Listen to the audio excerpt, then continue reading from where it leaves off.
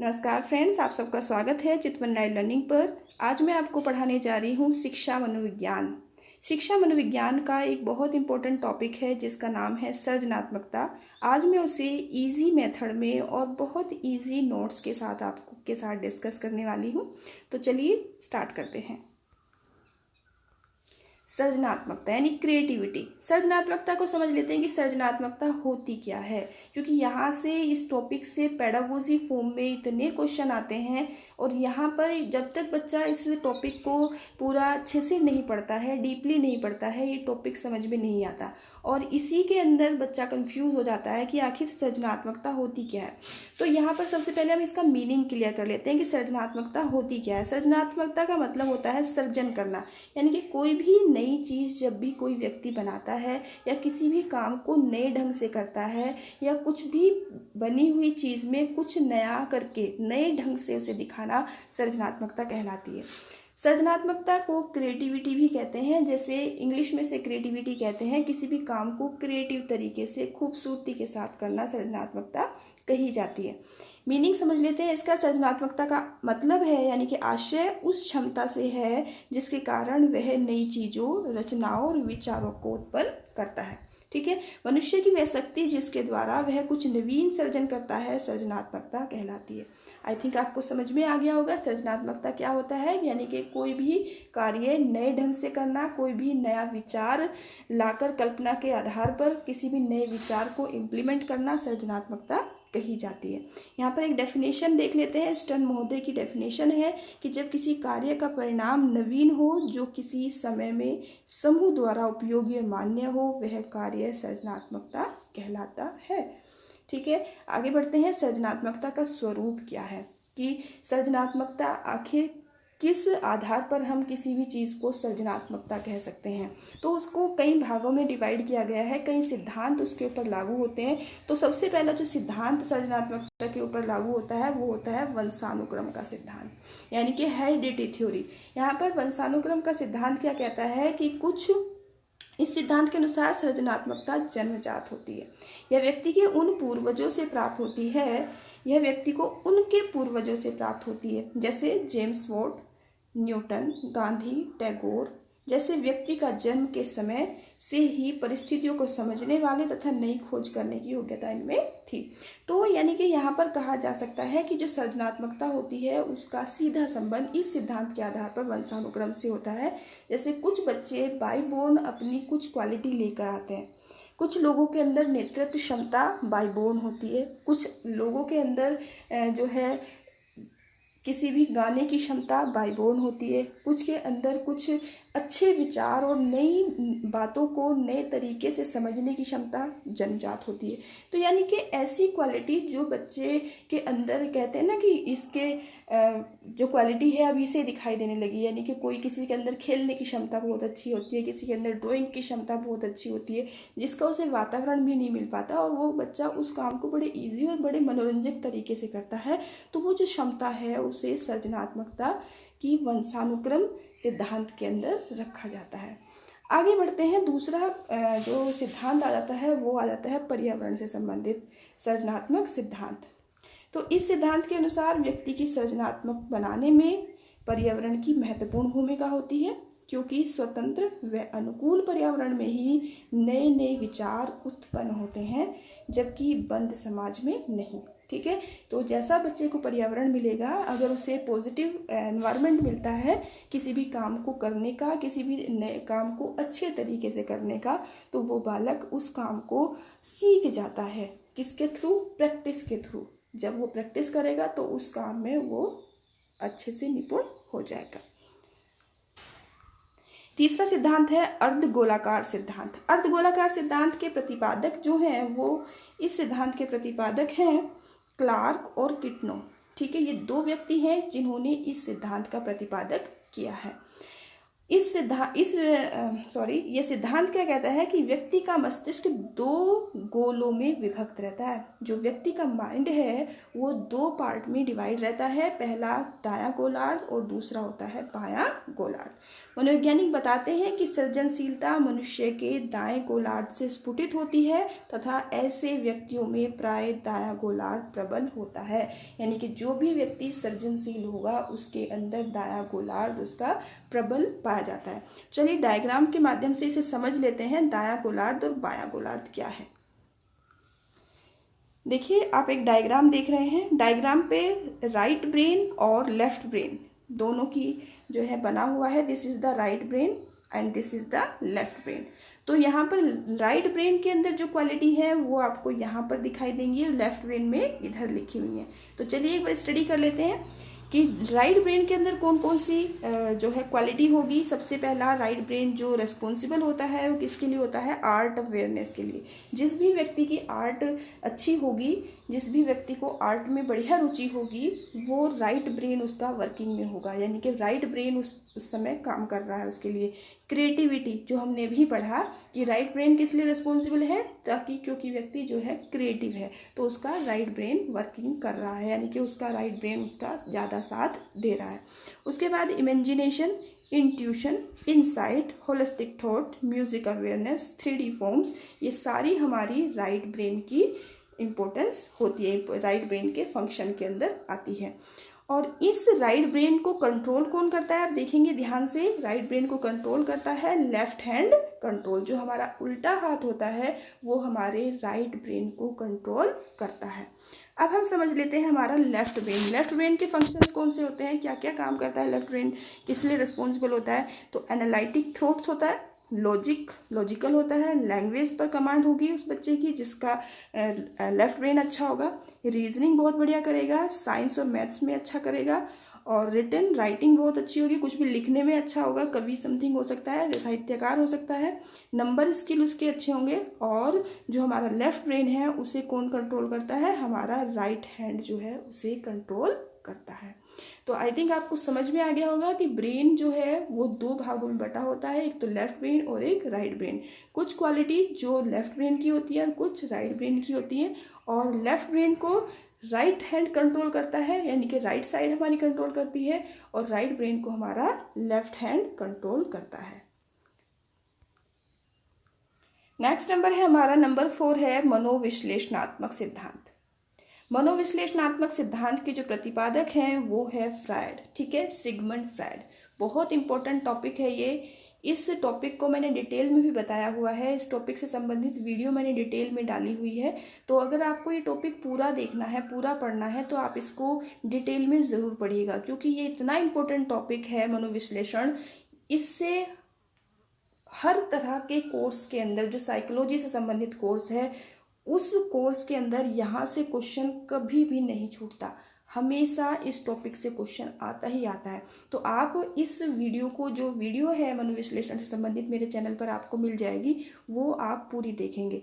Otherwise इसका जो link है वो मैं नीचे डिस्क्रिप्शन बॉक्स में दे दूँगी, तो वहाँ पर जाकर आप देख सकते हैं। तो चलिए पूरा कर लेते हैं इसे। मनोविश्लेषण सिद्धांत क्या कहता है इसके बारे में, कि फ्रायड के अनुसार व्यक्ति की सृजनात्मकता प्राय उसकी दमित इच्छाओं द्वारा व्यक्त होती है, ठीक है। कई बार व्यक्ति की दमित इच्छाओं को दबाने पर वे सृजनात्मकता की ओर मुड़ जाते हैं। इस चीज़ में आप समझे होंगे कि जब भी यहाँ पर जो फ्रायड महोदय हैं वो ज़्यादा, उनका जो स्टडी हुई है वो अचेतन मन पर हुई है, और अचेतन मन को वो कहते हैं कि हमारी जो व्यक्ति की जितनी भी दमित इच्छाएं हैं जिनको वो पूरा करना चाहता है, लेकिन समाज के डर से और लोगों के डर से और अपनी कुछ ऐसी भावनाओं की वजह से जिसको वो दिखाना नहीं चाहता, वो इच्छाएं जो है वो उसकी अनकॉन्शियस में चली जाती हैं जब वो पूरी नहीं होती।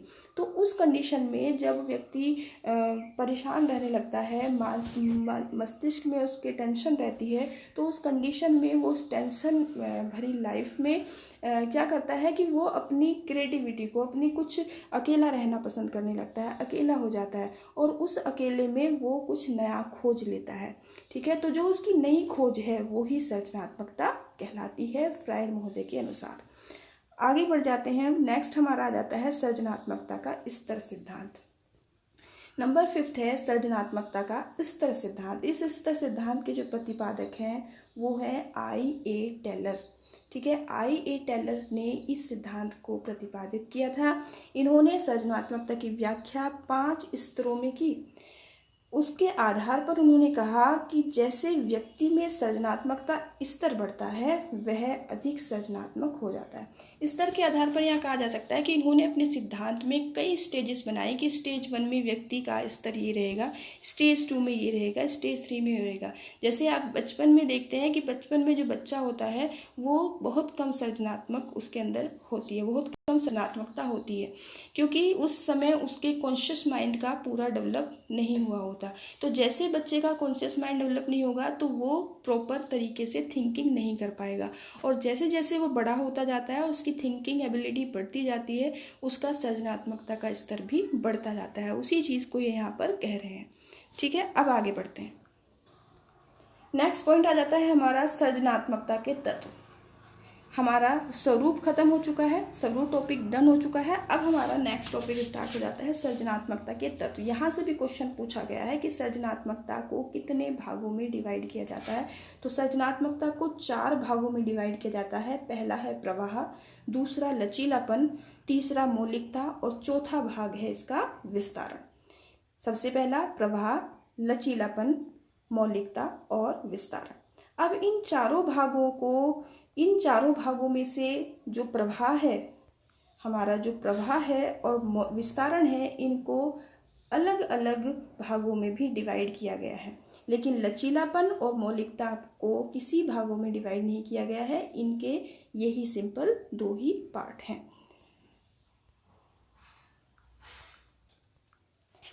अब समझ लेते हैं कि प्रवाह क्या होता है, प्रवाह किसे कहते हैं। प्रवाह का मतलब जैसे आप सीधे सीधे समझ गए होंगे, प्रवाह होती है फ्लुएंसी। फ्लुएंसी यानी कि किसी भी कार्य को जब आप करते हैं प्रभावपूर्ण तरीके से करते हैं, जब वो आपको करना आ जाता है तो उसे फ्लुएंसी कहा जाता है। इसी तरह से यहाँ पर फ्लुएंसी को 4 भागों में डिवाइड किया गया है। कौन से हैं 4 भाग, चलिए पता कर लेते हैं।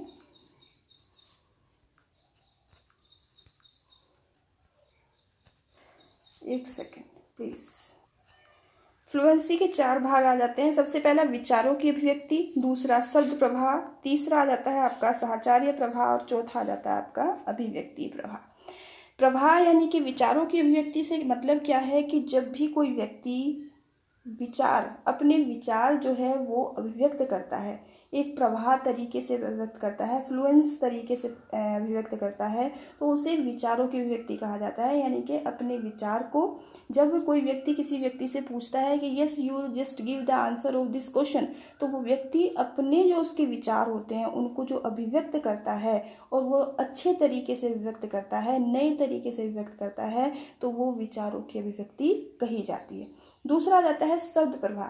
शब्द प्रवाह यानी कि विचारों के अंदर जो आप शब्द इस्तेमाल कर रहे हैं उन शब्दों को सोच समझकर सही तरीके से प्रभावपूर्ण ढंग से इस्तेमाल करना शब्द प्रवाह कहा जाता है। साहचर्य प्रवाह का मतलब है कि जब आप पुरानी बातों से पुराने ज्ञान से नए ज्ञान को जोड़ते हुए एक सही तालमेल बनाकर जब किसी को समझाते हैं तो वो साहचर्य प्रवाह कहा जाता है।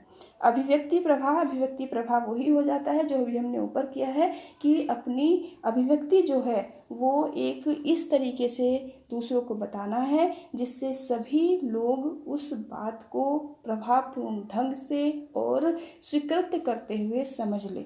ठीक है, तो यही प्रवाह के 4 टॉपिक हो जाते हैं। अब हम दूसरा टॉपिक इसका समझ लेते हैं, नंबर 2 यानी कि लचीलापन। लचीलापन क्या होता है कि इसका जो मतलब है किसी भी समस्या के आने पर, जब भी किसी भी व्यक्ति के सामने कोई समस्या आती है और उसके समाधान के लिए बहुत सारे विचार प्रस्तुत किए जाते हैं। कोई भी एक समस्या आ गई, आप इस चीज़ को ऐसे समझें कि जब भी किसी व्यक्ति के सामने कोई समस्या आ जाती है और उस समस्या के समाधान के लिए बहुत सारे व्यक्ति अलग अलग अपने कमेंट देते हैं और उन कमेंट को, उन नए नए तरीकों को सामने रखा जाता है और उन नए नए ढंग से उस समस्या का समाधान निकालने की कोशिश की जाती है। तो वही लचीलापन है, यानी कि हम अपने पुराने ढंग को ज़रूरी नहीं है कि एक समस्या का समाधान किसी एक ही तरीके से निकलेगा, उसके लिए नए नए ढंग खोजना, उनके रूल्स में चेंजेस करना, वही लचीलापन कहा जाता है। आई थिंक समझ गए होंगे आप लचीलेपन का मतलब। यहाँ पर नेक्स्ट आ जाता है मौलिकता। नंबर 3 आ गया आपका मौलिकता। मौलिकता के आधार पर क्या कहा जाता है कि जब किसी व्यक्ति के सामने कोई समस्या आती है तो उसके समाधान के लिए वो अलग अलग उत्तर ढूंढता है, और जब उसका जो उत्तर है वो किसी नवीनता से संबंधित होता है, यानी कि जो उसके अंदर जब वो नए नए उत्तर ढूंढता है तो अलग अलग व्यक्ति उसके जो है उसके आंसर देते हैं, और उन सभी आंसर में से जब वो किसी एक नए और बिल्कुल अलग आंसर को चूज़ कर लेता है तो उसी को मौलिकता कहा जाता है। ठीक है, यानी कि हर एक व्यक्ति के मौलिक गुणों की राय ली, हर एक व्यक्ति की राय ली, और उन राय में से उसने देखा कि जो भी उत्तर एकदम नवीन है, जिसमें बिल्कुल एकदम नवीनता प्रकट होती है, तो वो मौलिक सिद्धांतों के आधार पर लागू होता है।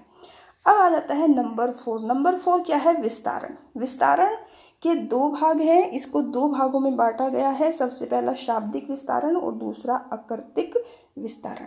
विस्तारण से आप समझ गए होंगे कि किसी भी बात को बढ़ा चढ़ा के, किसी भी उत्तर को, किसी भी समस्या को, किसी भी चीज़ को बढ़ा चढ़ा के कहना विस्तारण कहा जाता है। और किसी भी बात को बढ़ा चढ़ा के कैसे 2 तरीके से कहा जाता है, एक तो शाब्दिक विस्तारण हो गया, एक आकृतिक विस्तारण हो गया। शाब्दिक यानी कि शब्दों को बढ़ा चढ़ा कर बताना शाब्दिक विस्तारण होगा, और आकृति यानी कि कोई भी विजुअल है आपके सामने, कोई भी आकृति आपके सामने है, उसको बढ़ा चढ़ा के जो है बताना, वो आपका आकृतिक विस्तारण कहा जाता है। अब आ जाता है आपका बालकों में सृजनात्मकता बढ़ाने के उपाय, कि वे कौन कौन से उपाय हैं जिनसे बच्चों के अंदर हम सृजनात्मकता को बढ़ा सकते हैं। तो सबसे पहला है कि अध्यापक, सबसे पहले पॉइंट टू पॉइंट हम चलेंगे कि अध्यापक भी सृजनात्मक प्रवृत्ति का हो। सबसे पहले ज़रूरी है कि जो टीचर है वो उसको भी सृजनात्मकता आनी चाहिए, वो भी क्रिएटिव होना चाहिए तथा नए नए प्रयोग करके बालकों को दिखाए। ठीक है। दूसरा है शिक्षक वाद विवाद विधि का प्रयोग करें, छात्रों में विवादात्मक प्रश्न पूछे व छात्रों को उत्तर देने के लिए कहें। ठीक है, ये जितना भी टॉपिक में मैं पढ़ाने जा रही हूँ, सृजनात्मकता को बढ़ाने के उपाय, ये सारे पेडागोजी से पूछे गए हैं, और ये वो सारे मैंने यहाँ पर लिखे हुए हैं जो हर साल अलग अलग कंपटीशन में पूछे जाते हैं। तो ये वही क्वेश्चन मैंने यहाँ पर वही पॉइंट टू पॉइंट करके बनाए हैं कि शिक्षक वाद विवाद विधि का प्रयोग करें, यानी कि सृजनात्मकता के लिए जो शिक्षक है उसको वाद विवाद विधि, ग्रुप डिस्कशन विधि, इस तरह की जो विधि है उनको यूज़ करना चाहिए, जिससे बच्चों से ऐसे क्वेश्चन पूछे जिससे बच्चे उनके खुद उत्तर दें। जब भी बालक कोई सृजनात्मक कार्य करे तो उसे बालक को धनात्मक पुनर्बलन दे। ठीक है, कुछ भी अच्छा करे, कुछ भी नया करे बच्चा, तो उसको पॉजिटिव रेनफोर्समेंट देना चाहिए। अगला है शिक्षक मस्तिष्क उद्वेलीकरण यानी ब्रेन स्टॉर्मिंग विधि का प्रयोग करें। ब्रेन स्टॉर्मिंग विधि क्या होती है कि इस विधि में छात्र को समस्या देकर उसका समाधान खोजने के लिए छात्र को प्रोत्साहित किया जाता है। ठीक है, तो बच्चा जब खुद समस्या का समाधान ढूंढेगा तो उससे उसको उसमें लाभ और हानि दोनों चीज़ों का पता लगेगा, जिससे उसकी जो माइंड है उसका भी विकास होगा। जो ब्रेन स्टॉर्मिंग विधि है इसके जो प्रतिपादक हैं ये ऑसबर्न है। नेक्स्ट है शिक्षक छात्रों को प्रोजेक्ट कार्य करने को दे जिससे बालक रचनात्मक कार्य सीख ले। शिक्षक बालकों को समस्या देकर पुराने ढंग से समाधान न देकर नवीन तरीके से अपनी यानी कल्पना के आधार पर समाधान ढूंढने को कहे। तो ये वो सारे तरीके थे जिसके माध्यम से सृजनात्मकता को बढ़ाया जा सकता है। स्टूडेंट, आप सबको बताना है कि आपको मेरे द्वारा दिए हुए नोट्स कैसे लग रहे हैं। अगर आपको वीडियो अच्छी लगी है तो आप कमेंट बॉक्स में जाकर कमेंट करें। उसके साथ साथ वीडियो को लाइक, शेयर, अगर कोई नया है तो वो शेयर करें और सब्सक्राइब भी ज़रूर करें। धन्यवाद।